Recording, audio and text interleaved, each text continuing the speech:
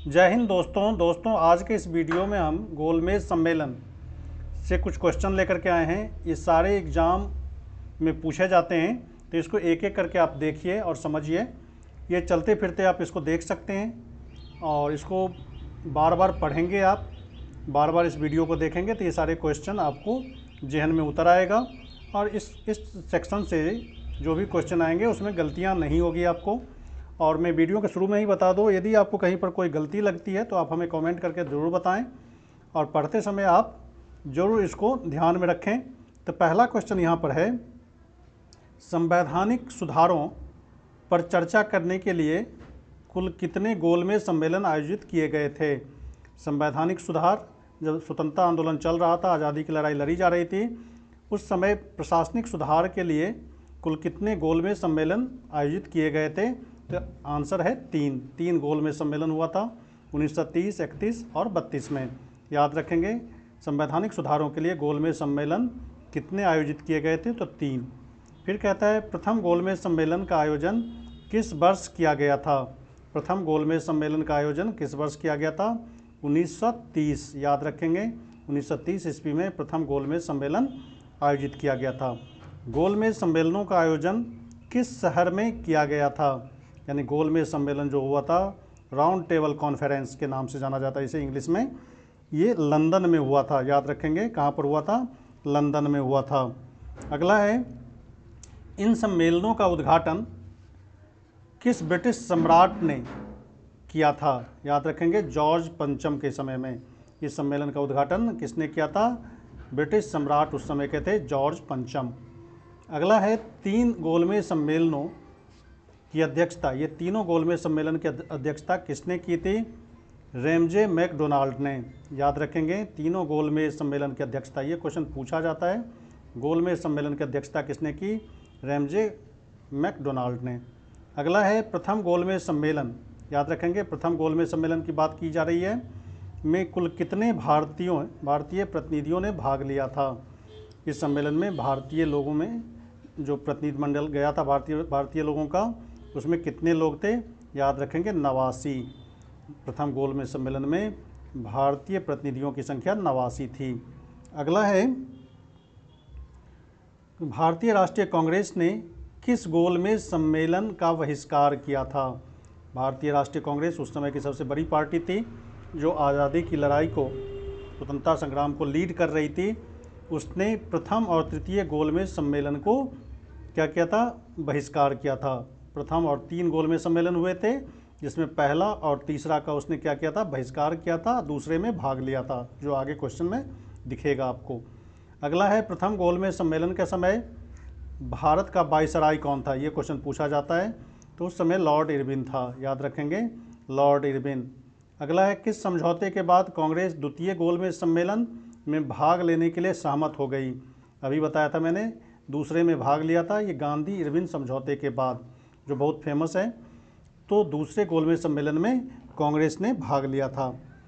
अगला है, द्वितीय गोलमेज सम्मेलन का आयोजन किस वर्ष हुआ था, तो 1931 ईस्वी में। याद रखेंगे, द्वितीय गोलमेज सम्मेलन 1931 ईस्वी में हुआ था। कांग्रेस के एकमात्र प्रतिनिधि के रूप में द्वितीय गोलमेज सम्मेलन में किसने भाग लिया था। द्वितीय गोलमेज सम्मेलन में महात्मा गांधी ने भाग लिया था। ये भी क्वेश्चन पूछता है, महात्मा गांधी ने किस गोलमेज सम्मेलन में भाग लिया था, तो दूसरे गोलमेज सम्मेलन में। याद रखेंगे, कांग्रेस का एकमात्र प्रतिनिधि जो द्वितीय गोलमेज सम्मेलन में थे वो थे महात्मा गांधी। महात्मा गांधी किस समुद्री जहाज़, ये जहाज़ है, से 2 भारतीय नेताओं ने 3 गोलमेज सम्मेलन में भाग लिया था। ये क्वेश्चन अधूरा है, यहाँ से इस क्वेश्चन को ऐसे देखिए, किन भारतीय नेताओं ने तीनों गोलमेज सम्मेलन में भाग लिया था, तो भीमराव अंबेडकर और तेज बहादुर संप्रभु। ये क्वेश्चन का ये एक्स्ट्रा पार्ट है, इसको हटा देना आप। किन 2 भारतीय नेताओं ने 3 गोलमेज सम्मेलन में भाग लिया था, तो भीमराव अंबेडकर और तेज बहादुर संप्रभु ऐसे 2 नेता थे जो तीनों गोलमेज सम्मेलन में भाग लिए थे। भीमराव अंबेडकर के बारे में पूछा जाता है, तो आप याद रखेंगे, ये ऑप्शन में भी आता है। ऐसे कौन नेता थे जो तीनों गोलमेज सम्मेलन में भाग लिए थे, वो भीमराव अंबेडकर। अगला है, लंदन प्रवास के दौरान गांधी जी किस स्थान पर ठहरे थे। लंदन प्रवास के दौरान गांधी जी किस स्थान पर ठहरे थे? किंग्सले हॉल, ये ब्रिटेन में है, किंग्सले हॉल में ठहरे थे। द्वितीय गोलमेज सम्मेलन में महिलाओं का प्रतिनिधित्व किसने किया था? याद रखेंगे, ये पूछेगा आपसे। द्वितीय गोलमेज सम्मेलन में महिलाओं का प्रतिनिधित्व सरोजनी नायडू और एनी बेसेंट ने किया था। याद रखेंगे, सरोजनी नायडू और एनी बेसेंट ने द्वितीय गोलमेज सम्मेलन में महिलाओं का प्रतिनिधित्व किया था। अगला है, द्वितीय गोलमेज सम्मेलन में दलित वर्ग का प्रतिनिधित्व किसने किया था? तो यहाँ पर ऑब्वियस है कि डॉक्टर भीमराव अंबेडकर उस समय तीनों गोलमेज सम्मेलन में भाग लिए थे। तो यहाँ पर द्वितीय गोलमेज सम्मेलन का पूछा जा रहा है, तो दलित वर्ग का प्रतिनिधि डॉक्टर भीमराव अंबेडकर ने किया था। अगला है, किस सम्मेलन में गांधी जी और अंबेडकर के बीच पृथक निर्वाचक मंडल को लेकर विवाद हुआ था? कहता है किस सम्मेलन में गांधी जी और अंबेडकर के बीच में विवाद हुआ था? वो द्वितीय गोलमेज सम्मेलन में।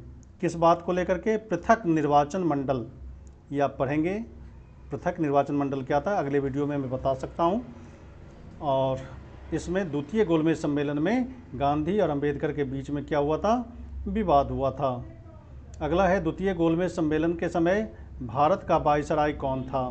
तो लॉर्ड वेलिंगटन। याद रखेंगे, लॉर्ड वेलिंगटन द्वितीय गोलमेज सम्मेलन के समय भारत का वायसराय था। अगला है, किस सम्मेलन की विफलता के बाद गांधी जी ने पुनः सविनय अवज्ञा आंदोलन आरंभ किया? तो द्वितीय गोलमेज सम्मेलन, जब ये असफल हो गया, गांधी जी वापस आ जाते हैं, तो फिर सविनय अवज्ञा आंदोलन शुरू किया जाता है। अगला है, तृतीय गोलमेज सम्मेलन का आयोजन किस वर्ष किया गया था? तो याद रखेंगे, तृतीय गोलमेज सम्मेलन का आयोजन 1932 ईस्वी में, 1932 ईस्वी में। अगला है, तृतीय गोलमेज सम्मेलन में किस बड़ी भारतीय राजनीतिक पार्टी ने भाग नहीं लिया था? तो भारतीय राष्ट्रीय कांग्रेस ने, ये सिर्फ द्वितीय गोलमेज सम्मेलन में भाग लिया था। किन दो भारतीय नेताओं ने तीनों गोलमेज सम्मेलन में भाग लिया? अभी बताया था मैंने, भीमराव अंबेडकर और तेज बहादुर समप्रभु। अगला है, मोहम्मद अली जिन्ना ने किन गोलमेज सम्मेलन में भाग लिया था? तो मोहम्मद अली जिन्ना प्रथम और द्वितीय गोलमेज सम्मेलन में भाग लिए थे। अगला है, राजस्थान के किस शासक ने तीनों गोलमेज सम्मेलन में रियासतों का प्रतिनिधित्व किया था? उस समय राजे रजवाड़े होते थे, तो उसकी तरफ से जो प्रतिनिधित्व किया था वो बीकानेर के महाराजा गंगा सिंह। याद रखेंगे, बीकानेर के महाराजा गंगा सिंह। राजस्थान के किस शासक ने तीनों गोलमेज सम्मेलन में भाग लिया था? तो बीकानेर के महाराजा गंगा सिंह ने। गोलमेज सम्मेलनों के आयोजन का मुख्य आधार किस आयोग के प्रतिवेदन थी? याद रखेंगे, साइमन कमीशन। साइमन कमीशन आया था, उसके बाद ही गोलमेज सम्मेलन का आयोजन रखा गया था।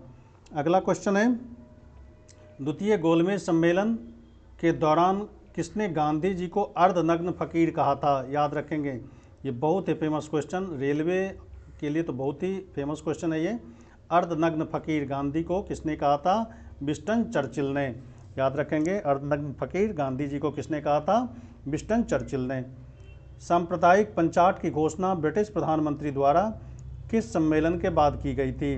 तो द्वितीय गोलमेज सम्मेलन। सांप्रदायिक पंचाट, याद रखेंगे। गोलमेज सम्मेलनों के निष्कर्षों के आधार पर किस वर्ष श्वेत पत्र जारी किया गया था? जब तीनों गोलमेज सम्मेलन हो गया, उसके आधार पर एक श्वेत पत्र लाया गया था, वो था 1933 ईस्वी में। 1933 ईस्वी में श्वेत पत्र लाया गया था। 32 में गोलमेज सम्मेलन तीनों हो जाते हैं, 30, 31, 32 में। उसके बाद 33 में क्या लाया जाता है? श्वेत पत्र लाया जाता है। अगला प्रश्न है, इन सम्मेलनों की चर्चाओं का अंतिम परिणाम कौन सा महत्वपूर्ण अधिनियम था? ये जो सम्मेलन हुए थे, गोलमेज सम्मेलन में जो बातें निकल के सामने आई, उसके बाद 1935 का भारत शासन अधिनियम बना था। 1935 में भारत शासन अधिनियम। किस सम्मेलन के दौरान संयुक्त चयन समिति का गठन किया गया था? तो तृतीय गोलमेज सम्मेलन के बाद संयुक्त चयन समिति का गठन किया गया था। प्रथम गोलमेज सम्मेलन में उदारवादी दल का नेतृत्व किसने किया था? तो सीबी चिंतामणि और तेज बहादुर समप्रभु। याद रखेंगे, प्रथम गोलमेज सम्मेलन में उदारवादी दल का नेतृत्व किसने किया था? CY चिंतामणि और तेज बहादुर समप्रभु। अगला प्रश्न है, गोलमेज सम्मेलनों में भाग लेने वाले प्रतिनिधि आधिकारिक रूप से किसके द्वारा मनोनीत किए जाते थे? कौन भाग लेगा गोलमेज सम्मेलन में, ये कौन तय करता था? तो ब्रिटिश सरकार। याद रखेंगे, ब्रिटिश सरकार के द्वारा तय किया जाता था कि गोलमेज सम्मेलन में भाग लेने वाले कौन होंगे। किसके द्वारा मनोनीत किया जाता था? ब्रिटिश सरकार के द्वारा। अगला है, द्वितीय गोलमेज सम्मेलन में राष्ट्रीय दल के प्रतिनिधित्व के रूप में कौन शामिल हुए थे? तो मदन मोहन मालवीय। याद रखेंगे, राष्ट्रीय दल के प्रतिनिधित्व के रूप में मदन मोहन मालवीय द्वितीय गोलमेज सम्मेलन में शामिल हुए थे। क्या गोलमेज सम्मेलनों में रियासतों के शासकों ने भाग लिया था? तो हाँ, अभी देखा था आपने, राजस्थान के एक रियासत के शासक ने भाग लिया था। तो यहाँ पर हम कहेंगे कि गोलमेज सम्मेलन में रियासतों ने भाग लिया था। अगला प्रश्न है, वह कौन सा सम्मेलन था जिसमें प्रतिनिधियों की संख्या सबसे कम थी? 3 गोलमेज सम्मेलन हुए थे, तृतीय गोलमेज सम्मेलन में प्रतिनिधियों की संख्या बहुत कम थी। किस सम्मेलन के दौरान महासंघ यानी फेडरेशन की रूपरेखा पर गंभीर चर्चा हुई थी? प्रथम गोलमेज सम्मेलन में फेडरेशन बनाने की, महासंघ बनाने की मांग की गई थी, इस पर चर्चा हुई थी। गोलमेज सम्मेलनों का मुख्य उद्देश्य भारत के लिए किस प्रकार का संविधान तैयार करना था? इस विषय पर चर्चा हुआ था, वो था संघीय संविधान। संघीय संविधान पर चर्चा के लिए गोलमेज सम्मेलन का एक विचार किया गया था। अगला है, गांधी जी ने दूसरे सम्मेलन से लौटने पर अपनी स्थिति के बारे में क्या कहा था? गांधी जी ने दूसरे गोलमेज सम्मेलन से आने पर क्या कहा था? उन्होंने कहा था, मैं खाली हाथ लौटा हूँ, परंतु मैंने अपने देश की साख को बट्टा नहीं लगने दिया। गांधी जी उस वार्ता को छोड़कर बीच में ही वापस आ गए। ये वार्ता असफल रही थी। इसके बाद गांधी जी ने कहा था, मैं खाली हाथ लौटा हूँ, परंतु अपने देश की साख को बट्टा पर नहीं लगने दिया। गोलमेज सम्मेलनों के समय ब्रिटेन में किस पार्टी की सरकार थी? तो याद रखेंगे, श्रमिक दल यानी लेबर पार्टी की सरकार थी, बाद में राष्ट्रीय सरकार बनी। सांप्रदायिक प्रतिनिधित्व के कारण किस सम्मेलन को असफल माना जाता है? द्वितीय गोलमेज सम्मेलन को। सांप्रदायिक प्रतिनिधित्व के कारण द्वितीय गोलमेज सम्मेलन को असफल माना जाता है। अगला है, गोलमेज सम्मेलनों की पूरी प्रक्रिया का मुख्य केंद्र क्या था? तो गोलमेज सम्मेलनों की पूरी प्रक्रिया का मुख्य केंद्र बिंदु जो था, भारतीय शासन में उत्तरदायी सरकार, याद रखेंगे, उत्तरदायी सरकार की स्थापना। तो इस वीडियो में इतना ही। अगले वीडियो में हम कुछ नए क्वेश्चन लेकर के आएंगे। तब तक आप इसको देखिए, बार बार देखिए, दोस्तों में शेयर कीजिए, कमेंट करके हमें बताइए। कहीं कोई प्रश्न गलत दिखता हो आपको तो कमेंट करके हमें ज़रूर दिखाएं, और ताकि हम इसको और अच्छा से एक्यूरेसी के साथ ला पाएँ। हमने अपनी तरफ से पूरी कोशिश की है, पूरी तरह ये सही हो। तो आप भी हमें कमेंट करके बताएं और अगले वीडियो का इंतज़ार कीजिए। धन्यवाद।